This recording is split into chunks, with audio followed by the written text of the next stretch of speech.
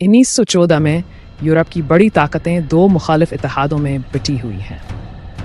एक तरफ ट्रिपल एंटेंट है, जिसमें फ्रांस, बरतानिया और रूस शामिल हैं। ये इत्तेहाद जर्मनी के बढ़ते हुए असर व रसूख और ताकत के खौफ की बुनियाद पर कायम हुआ है, जो यूरोप की नई उभरती हुई ताकत बन चुका है। दूसरी तरफ ट्रिपल अलायंस है, जिसमें जर्मनी शामिल है, जो अपने गिर्द दुश्मनों के घेराव से खौफजदा है।